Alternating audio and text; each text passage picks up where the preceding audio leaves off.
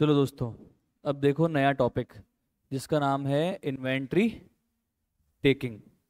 Inventory taking का मतलब होता है कि जब भी हमको हमारी इन्वेंट्री को फिजिकली वेरीफाई करना होता है ना ईयर एंड पे, तो हम क्या करते हैं, उसकी इन्वेंट्री टेकिंग ले लेते हैं।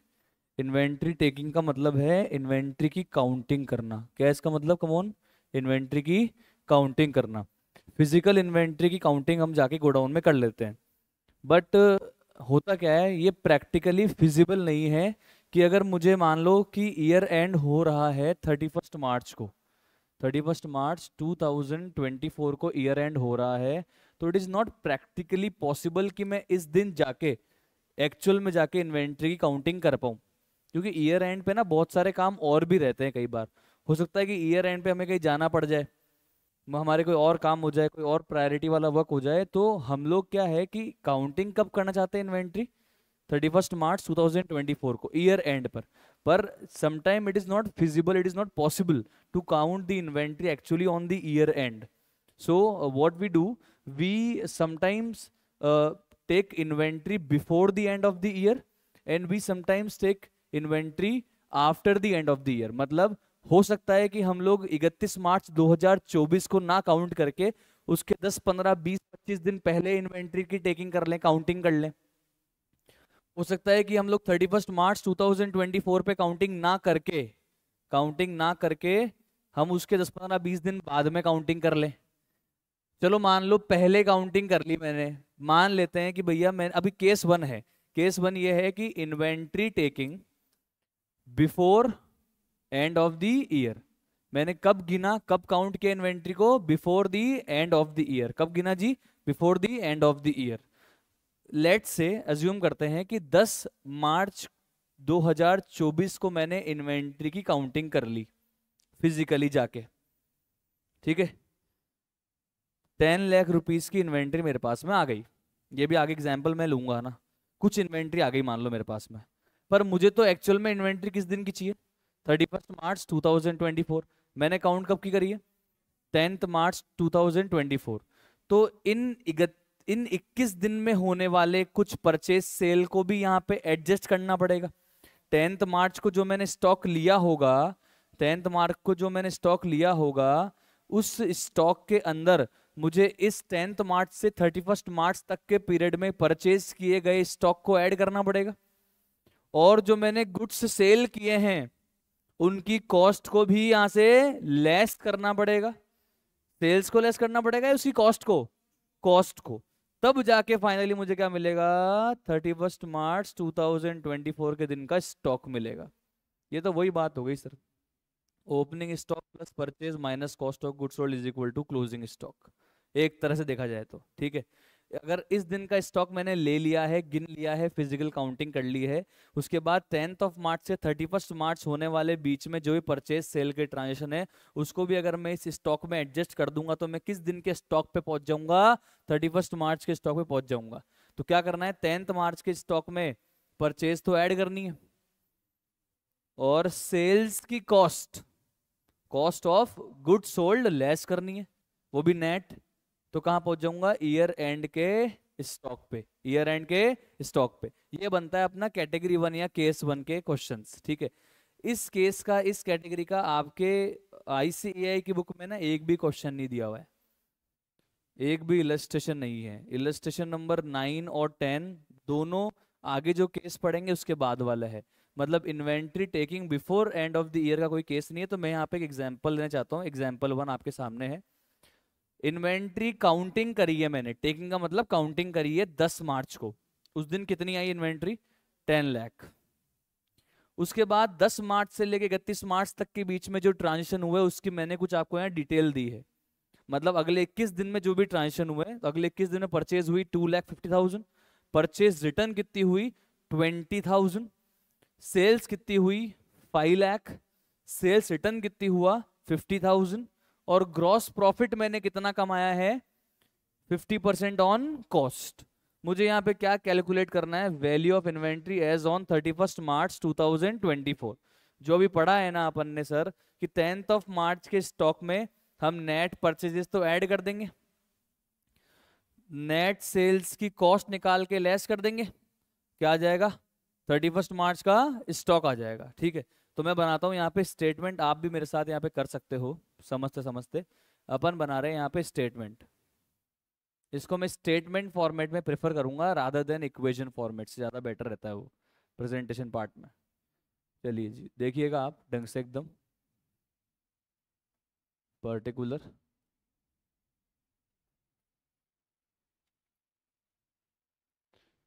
स्टेटमेंट शोइंग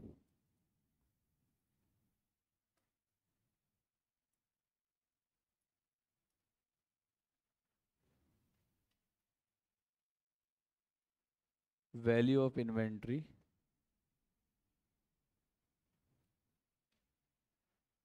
एज ऑन 31 मार्च 2024। सबसे पहले बताओ किस दिन के स्टॉक से शुरुआत करेंगे, जिस दिन इन्वेंट्री टेकिंग करी है, 10 मार्च के स्टॉक से स्टार्ट करेंगे। तो लिखता हूं मैं यहाँ पे inventory as on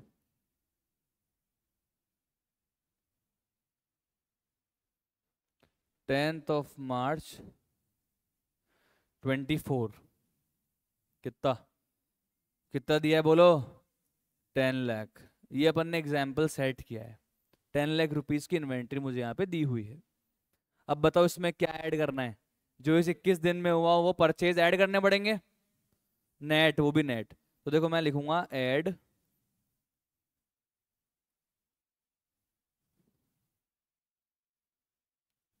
net purchases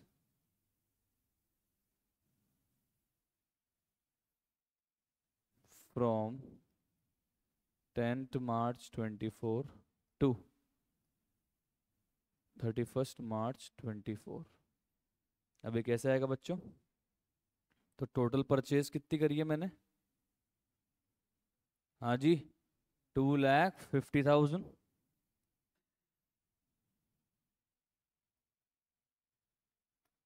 इसमें से लेस कर देंगे अपन एक बार के लिए अंदर, क्या लेस करेंगे बोलिए, परचेज रिटर्न। अपन समझे नहीं, अपन यही नेट ऑफ कर देते हैं ना, ज्यादा बेटर रहता है, इसमें क्या कंफ्यूजन नहीं होती है। तो बताओ कितना बाहर लिखना है मुझे, 2,30,000। आ गया यहाँ तक, सिंपल एकदम ऐसे ही लिखना, यही प्रेजेंटेशन है। ठीक है, कोई चेंज नहीं करने का। अब बताओ आगे बताओ, चलो अब बताओ, पहले आगे बताओ, मैं टाइम दे दूँ लिखने के लिए। अब बताओ क्या करना है, cost of good sold minus करनी है, नेट सेल्स मत बोल देना sir ji, cost of good sold minus करना है। तो पहले तो ये बताओ अपनी नेट सेल्स कितनी आ रही है, सेल्स आ रही है, ग्रॉस सेल आ रही है 5 लाख, रिटर्न माइनस करते हैं 50,000, तो नेट सेल्स आ रही है 4,50,000। अब 11 क्लास के बचपन से पढ़ते आ रहे हैं, अगर नेट सेल्स में से ग्रॉस प्रॉफिट माइनस कर देंगे तो क्या आ जाएगा, कॉस्ट ऑफ गुड सोल्ड। क्या आ जाएगा मोन, अरे भाई सेल प्राइस में से प्रॉफिट माइनस कर दोगे तो कॉस्ट आ जाएगी ना जी। तो बस क्या निकाल लेंगे हम अलग से अभी हाल फिलहाल, कॉस्ट ऑफ गुड सोल्ड, और फिर वो कॉस्ट ऑफ गुड सोल्ड को यहाँ से क्या कर देंगे हम, माइनस कर देंगे। समझ में आ रहा है, आप चाहो तो इसको यहाँ भी दिखा सकते हो, ठीक है, डिपेंड आप पे करता है कैसे करना है। तो सबसे पहले तो देखो मैं लिखता हूँ यहाँ पे लेस, देखना प्रेजेंटेशन में सारा यहीं पे करूंगा treatment, cost of goods sold, लिख लेना अभी भाई, रुक जाओ, फ्रॉम 10 मार्च 2024 टू, समझा रहा हूँ, जब तक देखते रहो स्क्रीन पे, मजा आ जाएगा आपको। ठीक है, तो कॉस्ट ऑफ गुड सोल्ड मुझे यहाँ माइनस करना है, वो भी कौन सी गुड सोल्ड, जो मैंने 10 अप्रैल से 31 मार्च के बीच में करी है। तो अब आप बताओ, अभी मैंने आपको बताया ये कैसे कैलकुलेट करते हैं हम लोग, नेट सेल्स कैसे करते हैं कैलकुलेट, नेट सेल्स में से क्या माइनस कर दूं अगर मैं, क्या नेट सेल्स में से क्या माइनस कर दूंगी कॉस्ट ऑफ गुड्स सोल्ड आ जाए, gross profit. Why you are so confused, this is very simple. और तो मेरे पास सीओजीएस निकालने का दूसरा तरीका भी नहीं है, क्योंकि मेरे पास में सीओजीएस निकालने के लिए क्लोजिंग स्टॉक होना चाहिए, और वो तो मुझे इस क्वेश्चन में निकालना है। So I have to apply this formula only. ठीक है, I have to deduct gross profit from the net sales to get the COGS. ठीक है, नेट सेल्स बताइएगा कैसे निकालूंगा मैं? Gross sales minus sales return 5 lakh minus 50,000, कितना आ गया नेट सेल्स? 4,50,000। अब इसमें से क्या माइनस कर दूं? Gross profit. अब सुनना, ग्रॉस प्रॉफिट मुझे यहां किस पे दिया है, और कॉस्ट तो मुझे निकालनी है। तो मेरे को यहाँ पे पहले तो इस रिलेशनशिप को चेंज करना पड़ेगा।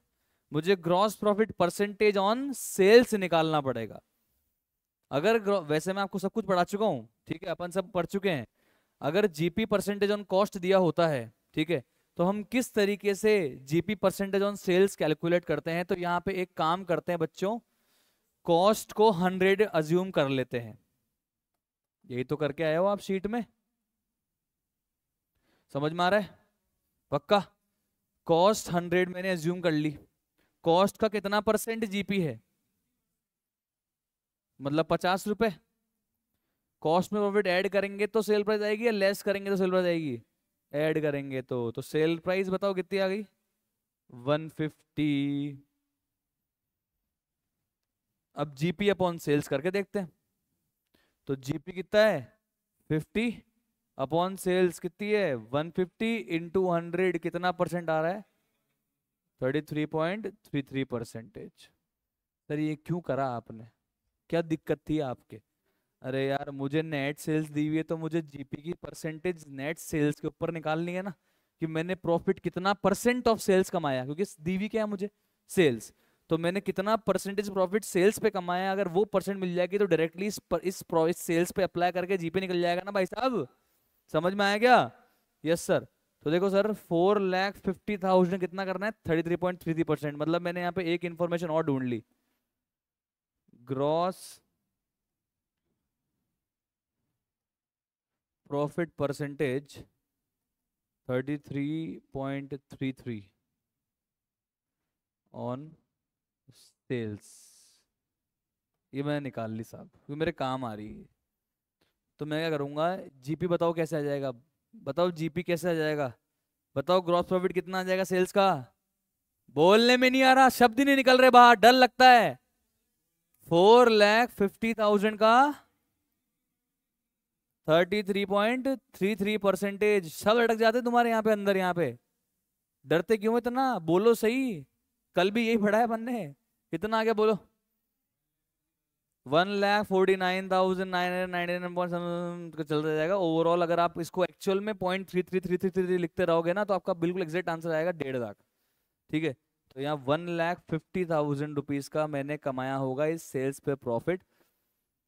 4,50,000 की सेल्स करके 150 का इसमें प्रॉफिट एडेड है। तो बताना कितने कॉस्ट का माल मैंने 4.5 लाख में बेचा होगा? 3 लाख। सिंपल है। तो ये 3 लाख आ गई कॉस्ट ऑफ गुड्स सोल्ड। क्या कर देंगे इसको? Come on minus. सीधी सीधी बात है ना यार, मुझे इस स्टॉक से इस स्टॉक पे पहुंचना है। तो मीनवाइल जो भी मैंने परचेज किया होगा ऐड कर दूंगा, जो भी मैंने सेल्स किया होगा उसकी कॉस्ट को लेस कर दूंगा, कहाँ पहुंच जाऊंगा? 31 मार्च के स्टॉक पे। बहुत सिंपल है एकदम, खत्म। तो सॉल्व करो, कितना आ रहा है बताओ अभी?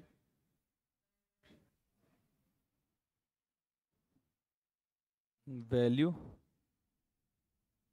ऑफ इन्वेंट्री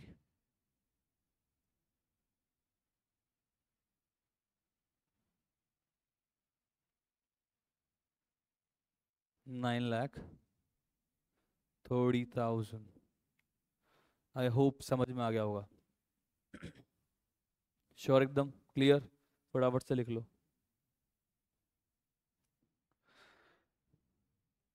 चलो अब चलते हैं केस 2 में। केस 2 कह रहा है, when inventory taking done after the year and. मतलब ये कि मुझे स्टॉक तो लेना था कभी 31 मार्च 2024 पे। गिनना कब था जाके स्टॉक? 31 मार्च 2024 पे।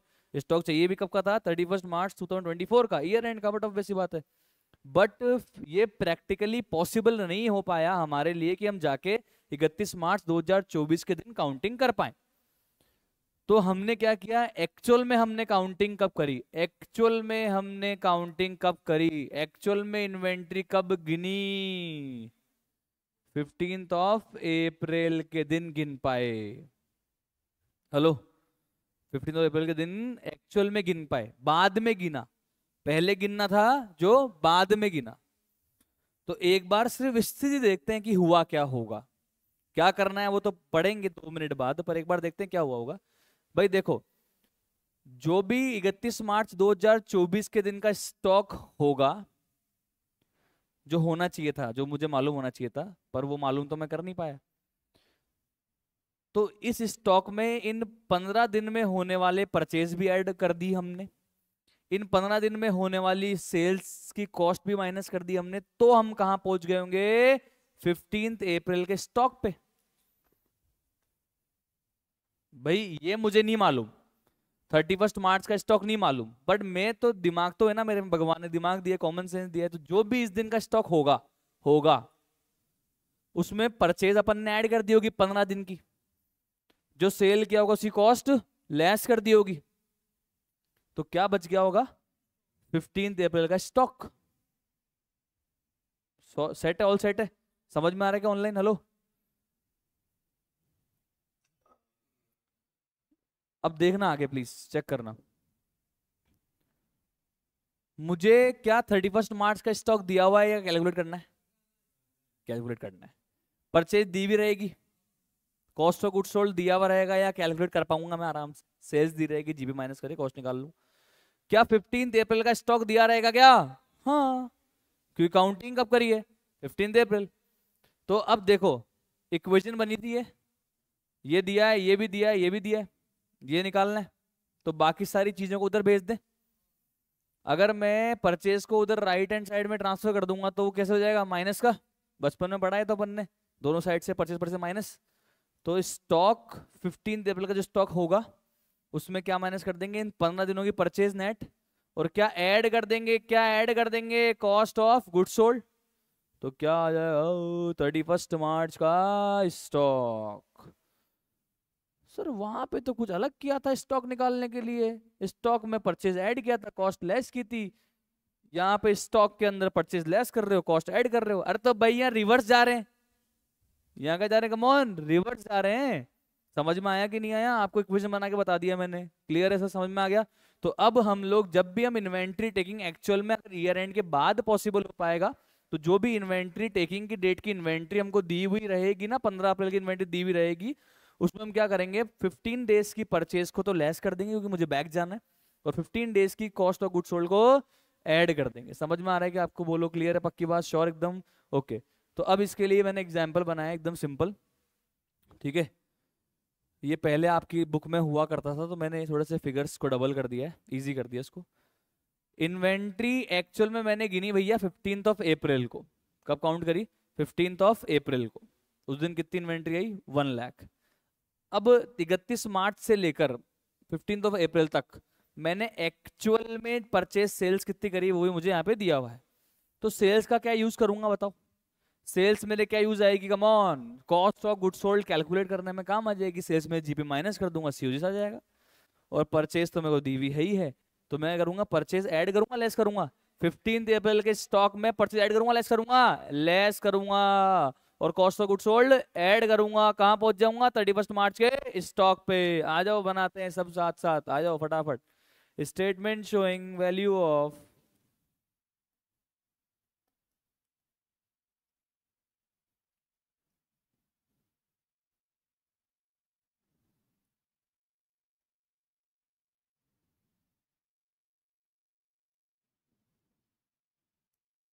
Inventory as on 31 March 24।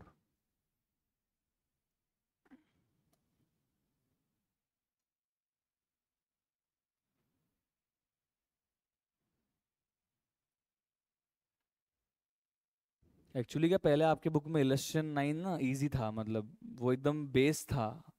अब इन्होंने क्या इलेस्ट्रेशन 9 में 2 नए पॉइंट ऐड कर दिए जो बहुत ही तिगड़म पॉइंट है, मतलब इंडिया में हर बच्चे को डाउट आ रहा है, पर मेरे को आता है बढ़िया शानदार, एकदम मस्त, एकदम सिंपल कर देंगे आपके लिए, कोई चिंता की बात नहीं, ठीक है।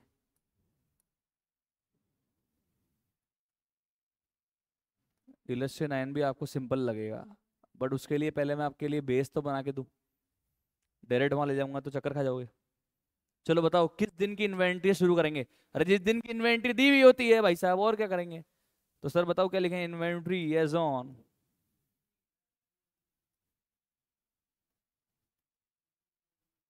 15th April 24, कितना है, कम ऑन 1 लाख।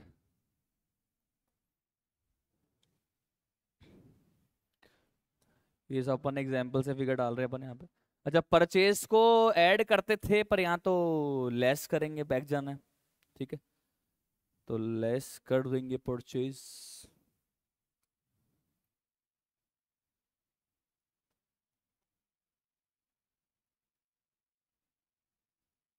अच्छा, कौन सी परचेज लेस करते हैं, क्रॉस या नेट। नेट, बट इवेंचुअली इस क्वेश्चन में रिटर्न तो दिया हुआ नहीं, मतलब यही नेट परचेज है, यही क्या है, नेट। तो परचेजेस फ्रॉम या purchases made from 31st March 24 to 15th April 24 will be, come on, 10,068, वो लेस कर दे, क्वेश्चन में गिवन है। अब बताइए बच्चों क्या ऐड करेंगे। कॉस्ट ऑफ गुड्स सोल्ड, इसको शॉर्ट में बोलते हैं कॉक्स, क्या बोलते हैं, कॉक्स। फ्रॉम, हाँ कौन सी कॉस्ट है, फ्रॉम 31st March 24 टू, आप यहाँ पे 1 April 24 लिख सकते हो, कोई प्रॉब्लम नहीं है, मतलब अंडरस्टूड है मतलब।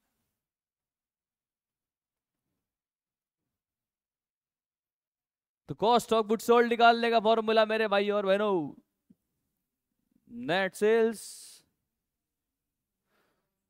Minus gross profit.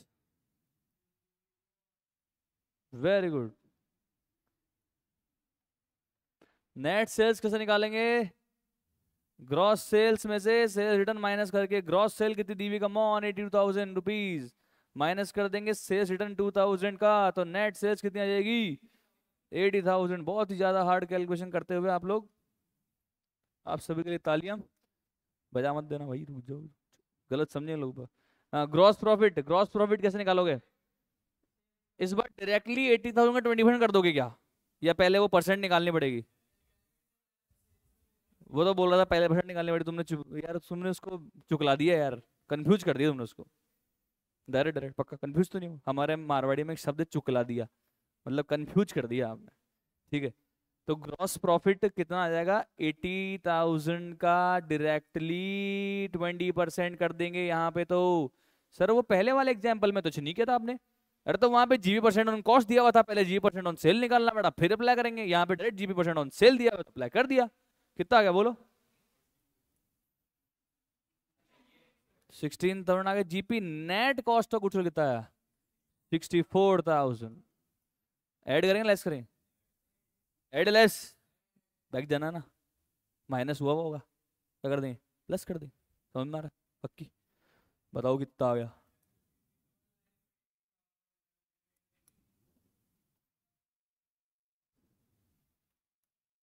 1,53,942, क्या है ये, value of inventory is on. वैसे तो ये कॉस्ट आई है इन्वेंट्री की, बट एनआरवी दी भी तो है नहीं, तो विच एवर इज लो तो यही लो, और क्या।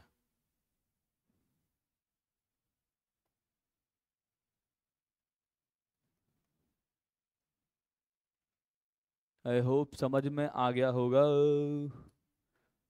और आया कि नहीं आया, पक्की, इजी हार्ड है, हार्ड लग रहा क्या यार।